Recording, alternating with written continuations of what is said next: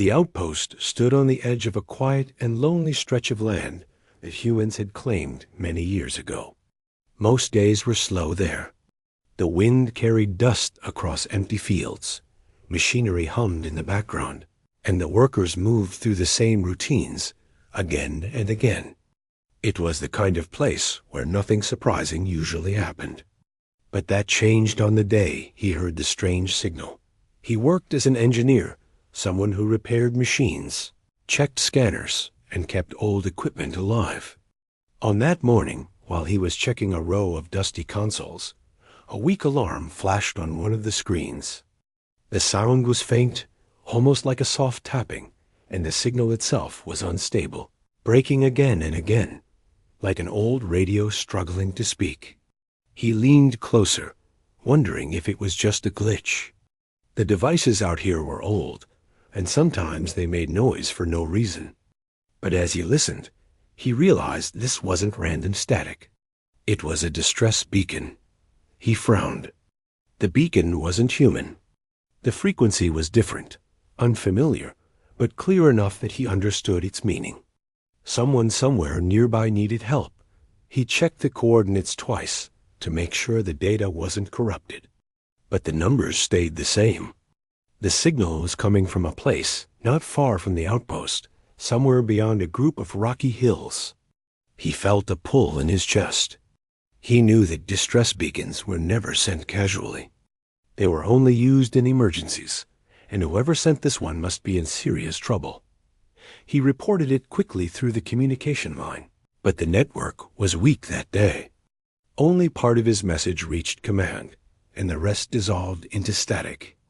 It would take a while before he received any response. He stood there for a moment, thinking.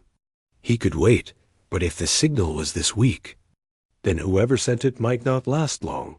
He grabbed a small rescue kit, checked the battery on his portable scanner, and headed out. The air outside was dry, and the sky had that pale color it always had near sunset. He walked across the open land, boots crunching over dirt and stone, guided by the blinking dot on his handheld screen. As he climbed over the low ridge of rocks, he finally saw it, a crashed vessel lying halfway buried in dust. Smoke no longer rose from it, but the hull was twisted and torn like something had hammered it from the inside. He approached carefully. Alien ships came in many designs, but this one was small, almost like a personal shuttle. The door was jammed shut, metal bent out of shape. He tried prying it open with his tools, but the lock wouldn't budge. He circled around until he found a crack wide enough to push through. Inside, it was dark and cold. The air smelled stale, like it had been trapped too long. Dust floated everywhere. His flashlight swept across broken panels, shattered glass, and torn wiring. Then it stopped on something that made him freeze. Someone was lying on the floor dot at first. He thought it was just a bundle of cloth, but as he stepped closer, he saw the shape of small arms, thin legs, and a fragile frame curled tightly, as if the person had been trying to keep warm. It was a girl, an alien girl, no older than a child. Her skin had a faint, soft hue, unlike any human color. Her hair was tangled, her breathing shallow, and her eyes half open but unfocused. She looked like she hadn't eaten in days. His heart tightened. She wasn't just injured. She was starving, weak, and barely clinging to life. He knelt beside her and gently tapped her shoulder. She flinched at the touch, her eyes shifting slightly, but she didn't have the strength to speak. He checked the rest of the ship. There were no food containers, no water packs, no signs that anyone had cared for her. In fact, the opposite seemed true. The door had been locked from the outside. Air filters were clogged on purpose. Someone had sealed her in here and left her to die. He felt a cold heaviness settle in his chest. Whoever had done this hadn't just abandoned her. They had tried to make sure she never got out. He tried calling command again. More static. More silence. He knew rescue teams might take hours to reach this location. The girl didn't have hours. She barely had minutes. He lifted her carefully, surprised by how light she was, almost weightless. She shivered as he picked her up, but she didn't resist. Her head rested weakly against his shoulder. He whispered softly, trying to comfort her even though he wasn't sure if she understood his language. The walk back felt longer than before. He moved as fast as he could, one arm supporting her, the other gripping his kit. Each time she took a breath, he listened closely, afraid the next one wouldn't come. When he reached the outpost workshop, he laid her on a soft blanket and turned on a portable heater to warm the room. He fetched water first drops on a clean cloth so she wouldn't choke. She accepted it slowly, her lips barely moving. When he offered a nutrient pack, she tried to swallow but coughed, unable to take much. She was too weak. Her body had gone too long without food. He remembered that some alien species couldn't digest normal human rations. Feeding her the wrong thing could make it worse. He searched through the supply crates until he found a small stock of alien-compatible nutrition gel they kept for visitors. It wasn't much, but it was the safest option. He held a small spoonful near her mouth. She hesitated, then took it. For the first time, he saw a tiny spark of life in her eyes. It wasn't strength yet, just the faint recognition of a taste she could tolerate. He fed her slowly, tiny amounts at a time, careful not to overwhelm her. With each swallow, her breathing steadied a little more. Her eyes followed his movements now, not sharply, but with a small, fragile awareness. Hours passed like that. He kept her warm, gave her little sips of water, checked her pulse, and listened whenever she whispered weak sounds in a language he didn't know. She spoke so softly, it was like hearing wind slip through a crack in a window. He wished he could understand her. But he understood enough. She was afraid. She was alone. And she was trying to tell him something. When she finally fell asleep, her breathing deep but still delicate, he sat down beside her and let out a long breath. The outpost was quiet again, but his mind was filled with questions. Why had she been abandoned? Who had sealed her inside that ship? And would those responsible come looking for her? He stepped outside for a moment, staring in the direction of the crash site. The ship had looked damaged before impact, but the lock and the filters had told him the truth. It wasn't an accident. She had been trapped inside long before the ship hit the ground. He walked back inside and checked on her again. She was still asleep, still breathing, still fighting.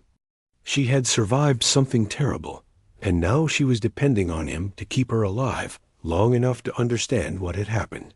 He didn't know why someone would treat a child like that. He didn't know what dangers were now connected to her. But he knew one thing with absolute certainty.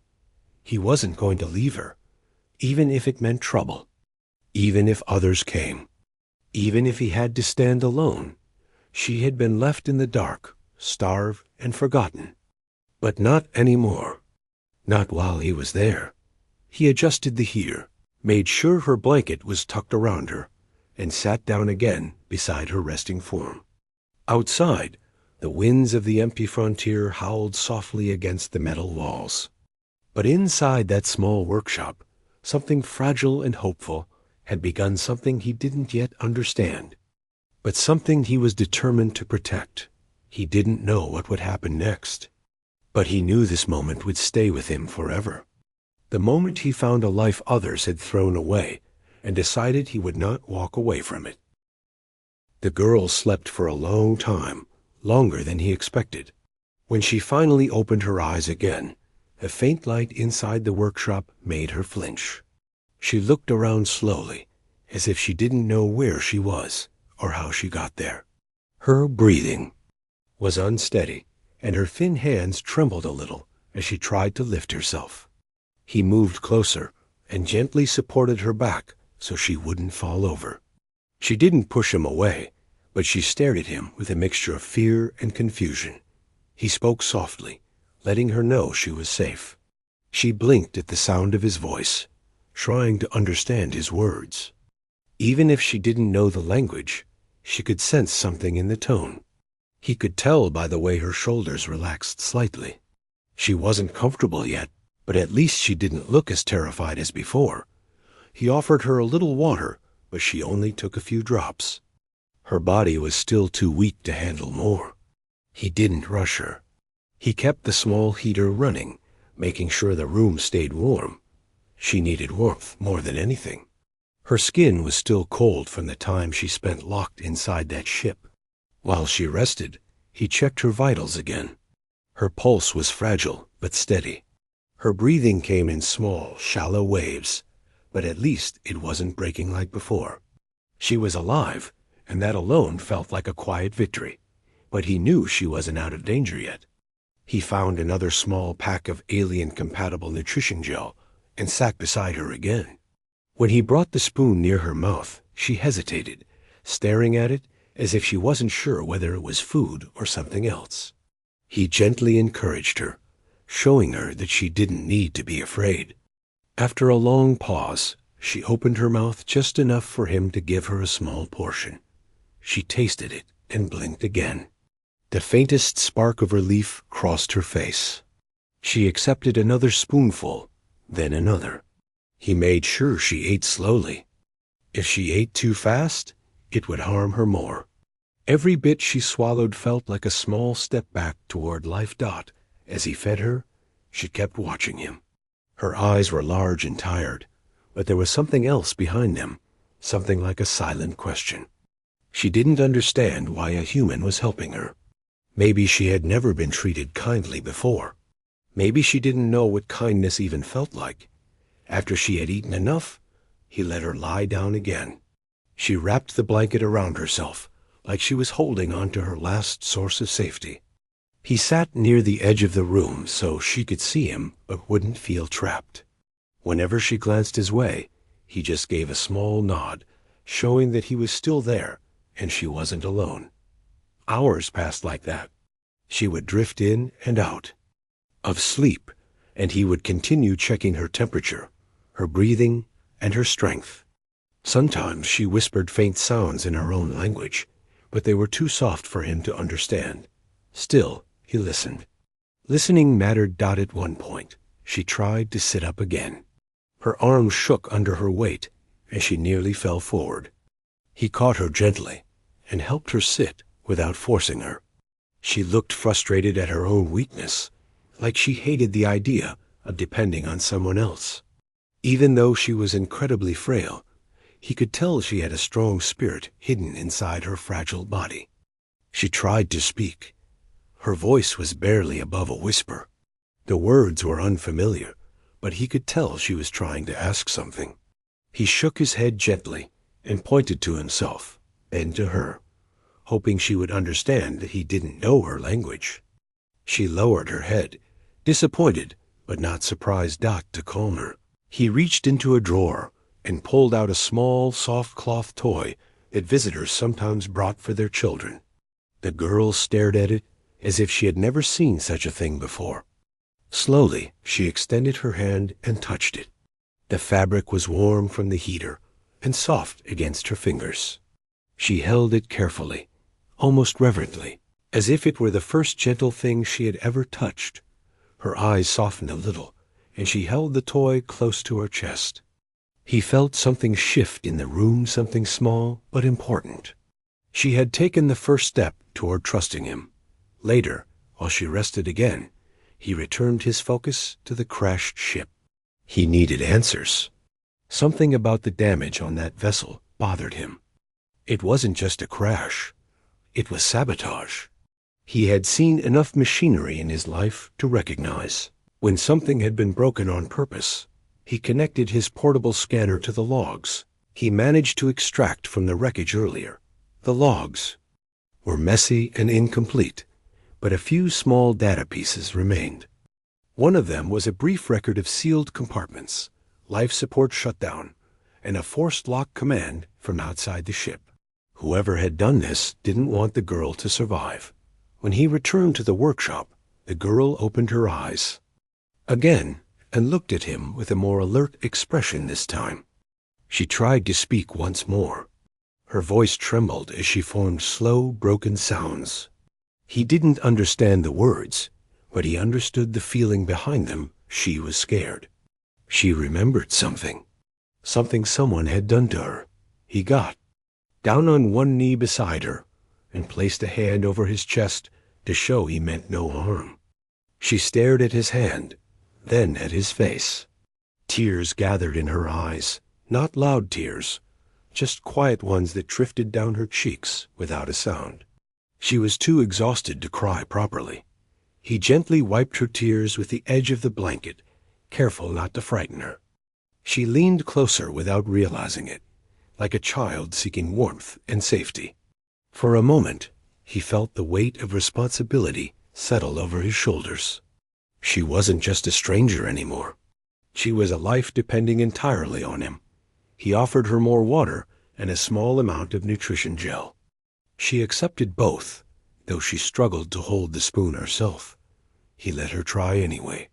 Her hands shook, and most of the food nearly spilled, but she managed to take a tiny bite.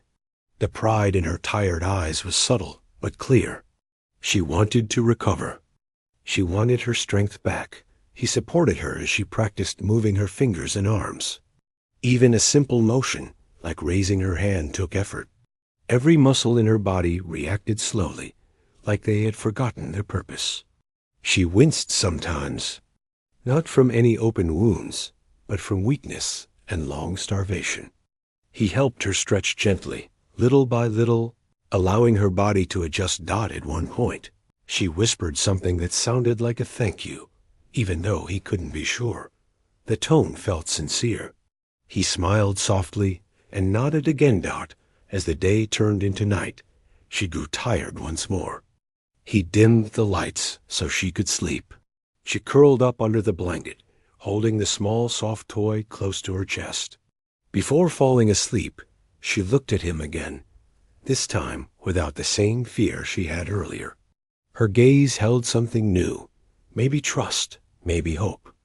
He stayed awake, keeping watch. He checked the communication device again. Still no response from command.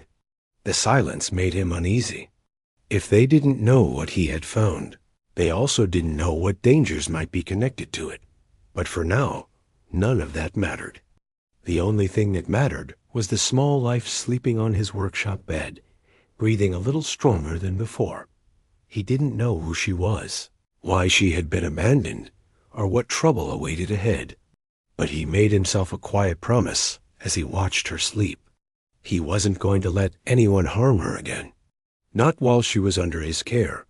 She had survived darkness and starvation. Now she was in the light, and he intended to keep her there. Whatever came next, he would face it. She mattered. Her life mattered. And he was determined to help her reclaim it. The next morning arrived quietly. The sun hadn't fully risen yet, and the workshop was still filled with soft shadows. He woke up in the chair where he had dozed off, his neck stiff from sleeping in an awkward position. The first thing he did was check on the girl. She was still asleep, curled up under the blanket, but her breathing sounded a little stronger than the night before. It gave him a small sense of relief. She was still fighting. When she finally opened her eyes, she looked around the room slowly, as if she was waking into a world she didn't fully trust yet. But when her gaze settled on him, she didn't pull away or look frightened. Instead, she watched him with quiet curiosity, as though she was trying to understand who he was and why he was helping her. He smiled gently and offered her water. She took a few sips with trembling hands. She seemed a little more awake today, though her body remained weak. After giving her a small amount of nutrition gel, he let her rest again. She needed to regain her strength before she could talk or move much. While she rested, he returned to the wrecked alien ship to gather more information. He needed to know who had done this to her, and why. The wind had scattered dust across the wreck overnight, but the ship was still half buried in the ground, like a cold reminder of what had happened. He climbed inside through the same crack as before, flashlight in hand. The interior looked worse in the daylight. The broken wires, damaged panels, and smashed controls showed that someone had sabotaged the vessel long before it crashed. But there was something more troubling. The life support system had been disabled from the outside. Someone had locked the girl inside and then made sure she wouldn't survive. He checked the logs again, trying to retrieve whatever bits of information hadn't been destroyed. The files were corrupted, but he managed to uncover a few fragments. One piece of data showed the ship's original route.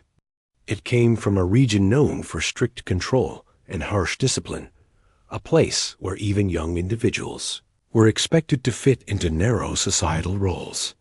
If someone didn't meet expectations, they were seen as a burden or a threat to the order.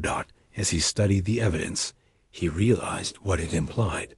The girl wasn't just lost. She was fleeing from her own people, and they had tried to make sure she wouldn't escape alive. He felt a heavy weight in his chest. It was one thing to find an injured traveler who crashed by accident. It was something else to discover a child who had been intentionally abandoned. The thought made him clench his jaw. When he returned to the outpost, he found the girl awake again, sitting up slightly with her back against the wall. She still held the small cloth toy in her hands. She didn't hug it tightly like before, but she kept it near, as if it gave her comfort. She watched him enter the workshop, her eyes calm but thoughtful. He sat beside her and gently asked if she was in pain. She didn't understand the words, but she understood the tone. She shook her head slowly. He could tell she was still tired, but she wasn't as fragile as yesterday. Her strength was returning bit by bit. She tried speaking again. Her voice was soft, almost like a whisper carried by the air. The words she used were unfamiliar to him, but he paid close attention. She spoke a little longer this time, though her sentences broke apart. Her eyes filled with emotions: fear, sadness, maybe even guilt. She was trying to explain something important. He listened patiently. When she finished, she lowered her head, as though expecting him not to understand. She seemed worried that her words were useless. He thought for a moment, then pointed toward the direction of the wrecked ship. He made a motion like a crash. Then he shook his head and made a no sign with his hand. She stared at him, confused at first, but then her eyes widened slightly. She understood he was asking if the crash was not an accident. She didn't need words to answer. Her reaction said everything. Her hands tightened around the small toy. Her shoulders trembled. Her eyes looked like they were reliving something painful. It was clear now. Someone had done this to her. Someone from her own world. He gently placed a hand over his chest and shook his head, meaning he would not harm her. She watched him for a long moment, then nodded slowly, accepting that he was trying to help. He didn't want to push her to remember more than she could handle, so he shifted the focus back to her recovery. He helped her stretch her arms and legs again. Every movement was slow, but she was determined. There was a quiet strength inside her, even if her body was weak. It was as if she had been fighting long before he found her. Later in the afternoon, he checked the communication device once more. Still nothing from command. The silence worried him. He needed support, supplies, and information. But for now, he had neither. All he had was a vulnerable child and the truth he had uncovered. He knew one thing for certain. If her people had wanted her gone, they might come looking for her to finish what they had started. The thought made him uneasy. When he returned to the workshop, the girl was sitting up again, watching the sunlight through the window. She lifted her hand toward the light, letting the warm glow touch her fingers. For a moment, she looked almost peaceful. He sat beside her and tried to learn a little of her language. He pointed to himself and said a simple word. She repeated it softly. Then he pointed to her. She hesitated, then whispered a word that he guessed was her name, but he didn't repeat it aloud. He didn't want to risk using a name that might cause issues. Instead, he gave her a warm nod to show he understood. She seemed surprised that he respected her silence, and her shoulders relaxed just a little. He brought her more water and a fresh blanket. She accepted them gratefully. Her eyes held a small spark now, not full strength, not trust, but hope. Hope that she wasn't in danger anymore. As night approached, the wind outside grew stronger. The metal walls of the outpost made soft rattling sounds. The girl flinched whenever the wind howled too loudly, as if loud noises reminded her of the crash. He turned up the heater to make the room cozier and placed a small lamp beside her to keep the shadows away. She slowly reached out and touched his sleeve. It was a small gesture, but it meant something. It was the first time she approached him instead of the other way around. Her touch was light, unsure, but warm. He didn't speak. He just looked at her gently, letting her know she wasn't alone anymore. She held his sleeve a moment longer before pulling her hand back and settling under the blanket. She fell asleep soon after, the soft toy still in her arms. He sat nearby, thinking about everything he had learned. The evidence of sabotage, the locked ship, the girl's reaction when he asked about the crash. Whoever had abandoned her hadn't expected her to survive, but she had survived because he found her. And now, if those who hurt her came searching, she would have someone to stand between her and whatever danger followed. He turned off the lamp slowly and let the soft glow from the heater fill the room. He didn't know what tomorrow would bring, but he knew one thing. He couldn't let her go. Not now. Not after what she had been through. She deserved safety, kindness, and a chance to live, and he would do everything he could to protect that. The next morning started quietly, but the calm didn't last long. While he was checking the girl's vitals and helping her practice moving her arms, a sudden noise echoed outside the workshop. It wasn't the wind. It was too steady, too mechanical, like engines moving carefully over the rocky ground. He froze for a moment and listened. The sound grew louder. Someone or something was coming toward the outpost. He immediately felt a knot in his chest. He had suspected this might happen. The logs from the ship had shown deliberate sabotage, and now it seemed the people who had tried to abandon the girl might have found her signal. He didn't know how far they could reach, but he couldn't ignore the possibility that they were coming for her. He looked at the girl. She had been trying to eat some nutrition gel when he held her hands to steady her. Her eyes widened when she heard the noise, fear spreading across her face. She clutched the soft toy to her chest and shrank back against the wall. She didn't need words to show that she understood danger was near. She could sense it the way anyone could sense when someone else was angry or violent. He whispered to her that she had to stay quiet and calm. She nodded, though her hands shook. He took a deep breath and moved toward the door, listening for more sounds. The engines were close now, and it was clear that whoever it was had come prepared. They weren't friendly visitors. They were searching. He moved quickly but quietly, guiding the girl to a small tunnel near the back of the workshop. It wasn't much, just an old maintenance passage used for repairs, but it was narrow and dark enough to hide them. He helped her crawl inside, keeping her low to the ground, and then he went to the entrance to peek outside. Through a small gap, he could see several figures moving near the outpost gates. They were not human. Their uniforms and the shapes of their equipment reminded him of the logs from the girl's ship. She had not lied, and she had not imagined it. These were the people who had tried to abandon her. They were here to take her back. He realized that he couldn't just stay hidden. If they found her now, she would be in danger again. He had to think fast. He scanned the area and noticed old storage crates stacked near one side of the yard. He moved the heavier ones to create a small barricade. It wasn't much, but it would slow anyone who tried to enter the workshop directly. Then he returned to the tunnel. The girl was trembling as she watched him, holding the toy tightly. He knelt beside her and whispered that everything would be okay, even though he wasn't sure if it would be. He gave her a small, reassuring smile. She tried to nod, but her fear made it a weak motion. The intruders moved closer. They shouted something in the girl's language, words he didn't understand, but the tone was harsh and demanding.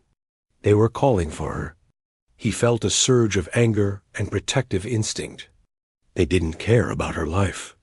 They only wanted to get her back, as if she were property instead of a child. He scanned the tools in the workshop, looking for anything that could help him defend her without harming anyone. He didn't want to hurt them, but he needed to stop them from taking her. He found a few smoke grenades used for drills and carefully prepared one. He wasn't sure if it would work perfectly, but it might give them enough time to escape. He returned to the tunnel and whispered to the girl that she needed to stay quiet and cover her ears. She didn't argue. She trusted him enough to follow instructions. He ignited the smoke grenade and tossed it just outside the workshop. Thick clouds of white smoke filled the yard, blurring vision and masking their movements. The intruders shouted in confusion, searching for the source of the smoke. He took this moment to guide the girl out of the tunnel and back into the inner parts of the workshop, moving her behind the barricade he had prepared. She held onto his arm tightly, leaning against him for support. Every step she took was slow, careful, but she didn't resist. He could hear them pounding on the outer doors now, trying to force their way inside. He knew they wouldn't give up easily, but the barricade held for the moment. The smoke still blurred their sight. They were disoriented, giving him precious seconds to think of the next step. He moved quickly to the control panel near the entrance, hoping he could trigger the alarm system or lock the outer gate. The old system was unreliable, but he managed to engage a partial lockdown. The main gate closed, just enough to create a barrier between the intruders and the girl. They were trapped outside for now, forced to look for another way in. The girl stayed close to him, her small hand gripping his jacket. She didn't speak, but he could feel her heart racing against his chest. He gave her a gentle squeeze to let her know she wasn't alone. She leaned a little closer, seeking warmth and protection. The intruders regrouped, shouting to each other in quick bursts. Their movements were sharp and precise, and he realized they were trained for this kind of situation. He couldn't hold them off forever, but he didn't have to.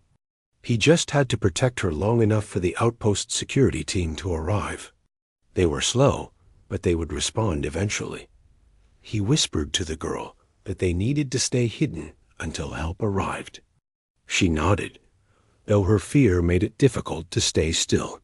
He tried to distract her by pointing out small details in the workshop, an old clock on the wall, the way sunlight hit the floor, the small toy she held so tightly.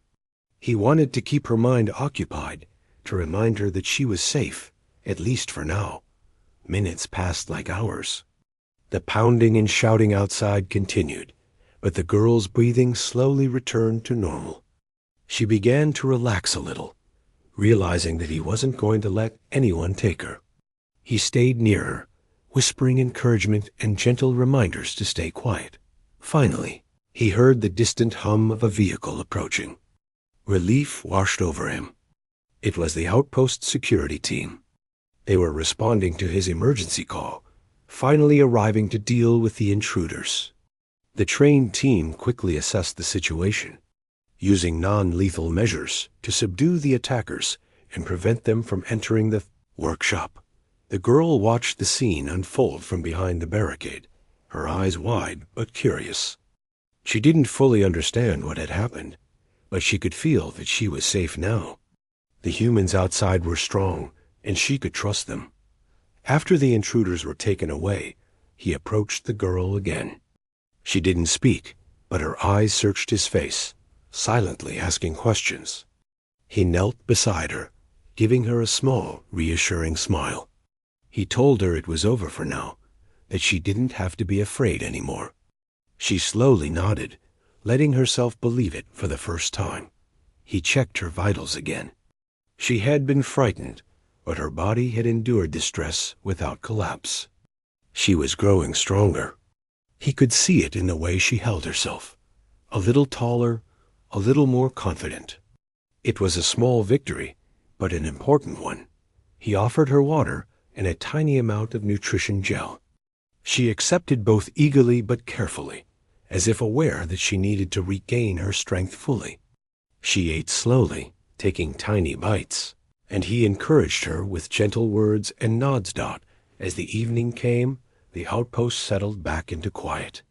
The intruders had been taken into custody, and the security team made sure the workshop was safe before leaving. The girl stayed close to him, holding the soft toy, but not hiding behind it anymore. Her trust in him was growing, and he could feel the bond between them strengthening. He knew the threat was not entirely gone. Her people could still try to find her again. But for now, she was safe, and that was enough. He had kept her alive, protected her from those who wanted to harm her, and given her a chance to heal. He stayed with her as she slept that night, listening to her slow, steady breathing. He didn't move far from her side. The world outside could wait. She needed him here. He would be there, protecting her, helping her recover, and making sure that the darkness she had survived did not catch her again. For the first time in days, she slept peacefully. Her small body relaxed, her face calm, and her breathing even. The terror from the crash, the starvation, and the chase outside had not broken her spirit. She had endured more than anyone should, and yet she still clung to life. He watched over her quietly, feeling a mixture of relief and determination. She had survived danger, fear, and cruelty. Now it was his responsibility to help her reclaim her strength and confidence. She deserved that, and he would do everything in his power to give it to her. Outside, the wind whispered against the outpost walls, but inside there was warmth, safety, and a fragile sense of hope. The girl had been hunted, abandoned, and left to die, but now she had someone who would stand beside her, who would protect her until she could stand on her own, and he would not fail her. The days passed slowly at the outpost, but with each day the girl grew stronger. Her body was still small and fragile, but the color had returned to her cheeks, and her movements were no longer trembling with exhaustion. She still clutched her small cloth toy at times, but she began exploring the workshop a little, curious about the machines and tools around her. He let her move at her own pace, always nearby, ready to guide her or catch her if she fell. Every morning, he helped her practice walking a little farther, lifting her gently when she stumbled, encouraging her to try again. She sometimes complained quietly, frustrated that her body didn't respond as quickly as she wanted, but he always reminded her to be patient. "Slow steps are still steps," he would say softly. She didn't understand the exact words, but she felt the meaning through his tone and gestures. Slowly, she began to trust herself again, as well as him. She started trying to speak more, repeating words he showed her and pointing to things around the workshop. He answered patiently, showing her how the objects worked and letting her try small repairs herself. At first, she was clumsy, knocking over tools and spilling bits of materials, but he didn't scold her. He smiled gently every time, guiding her hands with his. She learned to trust herself, and that trust grew with each tiny success. During these days, they spent hours together, not needing words to communicate. Sometimes he would sit quietly while she observed a machine he was repairing. Other times, she would try to mimic his movements, learning how to use a tool or lift something safely. The small interactions, simple and slow, were powerful. They built trust, understanding, and the beginning of a bond that neither had expected when he first found her. One afternoon, she paused and looked out of the workshop window. She pointed toward the horizon and made a sound he had not heard before. He tilted his head, trying to understand. Slowly, he realized she wanted to go outside. It was her first real attempt to connect with the world beyond the safety of the workshop. He nodded, smiling, and helped her to the door. He held her hand tightly, letting her feel the warmth of the sun on her face and the cool breeze against her skin. She inhaled deeply, as if discovering life again for the first time. Her eyes sparkled with a mixture of wonder and cautious joy. He let her explore slowly, making sure she stayed safe. She laughed softly when her foot slipped in the loose dirt, and he caught her with a gentle lift. She didn't seem afraid of falling anymore. Every laugh, every smile, every small step was a reminder that she was alive, that she had survived something terrible and was now reclaiming her life. Weeks passed, and her recovery became steady. He noticed small changes in her eyes, in the way she held her head, and in her growing curiosity about the world. She began asking questions, pointing at tools, machines, and even the small animals outside the outpost. He answered as best as he could, using gestures and simple words. Slowly, she started to form her own sentences, combining her words with gestures to make herself understood.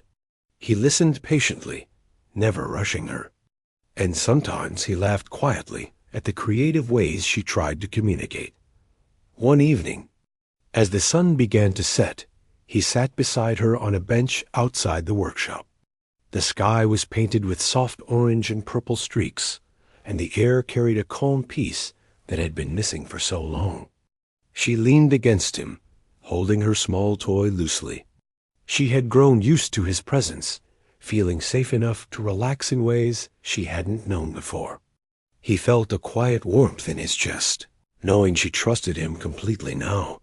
They didn't speak for a long time, simply enjoying the moment. She reached out and touched his hand gently, as if confirming that he would not leave her. He held her hand softly, giving her a reassuring squeeze. The trust between them was silent but strong, stronger than words could express. In that moment, he realized that this small, fragile life he had saved had become a part of his own. Protecting her was no longer just about responsibility. It was about care, connection, and hope. Over the next few days, the outpost command reviewed the evidence he had gathered from the wrecked ship.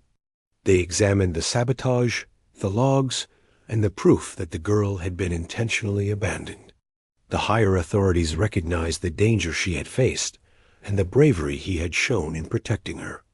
They officially placed her under interspecies protection, granting her safety and a new beginning. He was relieved, but he also knew that the real journey was just beginning, the journey of helping her reclaim her life and confidence fully. With official protection granted, she began spending more time outside the workshop, exploring the outpost with him. She learned to climb small hills, watch the animals, and even tend to some of the minor machinery under his guidance. Each activity helped her grow stronger, not just physically, but emotionally. She laughed more freely now, her fear replaced by curiosity and a cautious excitement about the world. One afternoon, while helping him clean and organize tools, she paused and looked at him with a serious expression. She pointed to herself, then to him, and finally raised her hand slightly, forming a motion that looked like a gentle embrace. He understood. She wanted to show gratitude. He smiled softly, kneeling down to her level and returning the gesture. The connection between them was quiet but deep. It wasn't just about survival anymore. It was about mutual trust, care, and friendship. As weeks turned into months, the girl continued to grow stronger. She began to speak more fluently, mixing words from her own language with the simple words he had taught her. She laughed freely, explored boldly, and even helped him with small repairs around the outpost. He noticed a lightness in her step, a confidence in her actions, and a warmth in her smile that had been missing when he first found her. He often reflected on the journey they had shared. She had been abandoned, starved, and left to die, yet she had endured. And he had been there to guide her, protect her, and give her a chance at life again. The memory of finding her in the wrecked ship, so weak and fragile, never left him. But watching her grow, laugh, and explore the world made every difficult moment worth it. One evening, as they watched the sun set together, she leaned against him and whispered a word he had never heard before. It wasn't a word he understood, but he sensed the meaning. It was gratitude, acknowledgement, and perhaps even the beginning of trust that went beyond survival. He nodded, smiling softly, and patted her shoulder gently. No words were needed. They both understood the journey they had traveled, the dangers she had survived, and the life she had reclaimed.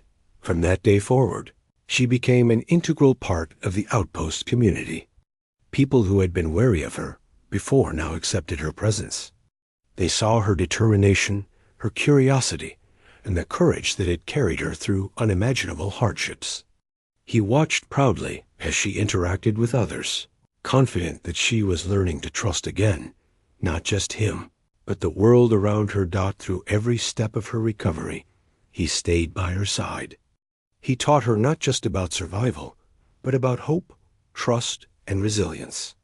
He reminded her that life was not just about avoiding danger, but about embracing the possibilities of the world, learning, and finding joy in small moments.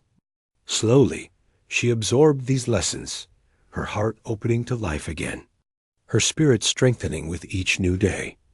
One quiet evening, she sat on the edge of the workshop roof, looking at the distant hills bathed in the orange glow of sunset. He joined her, sitting beside her without a word. She reached for his hand, and he held it gently. The silence between them was comfortable, filled with unspoken understanding. She had survived hunger, fear, and abandonment. She had been given a second chance. And now, she was ready to step into a future she had never imagined, full of life, hope, and the possibility of joy.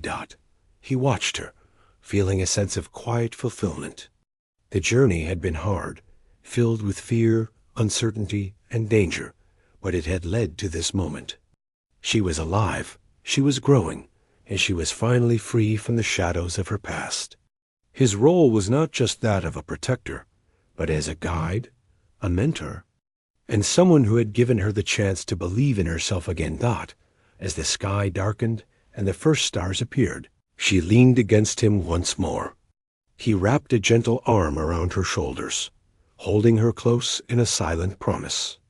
He had saved her from death, and now he would continue to be there, helping her build a new life full of hope and courage.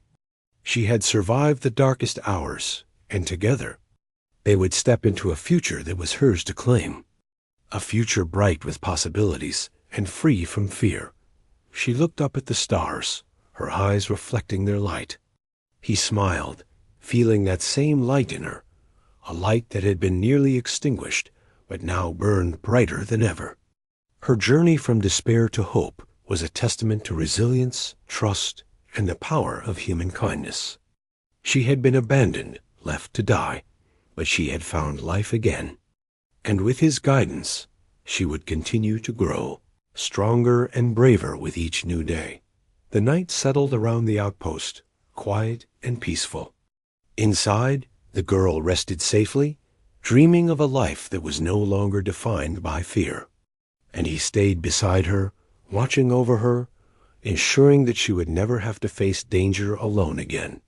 She had been left to die once, but now she had a chance at life, and he would make sure she never lost it again.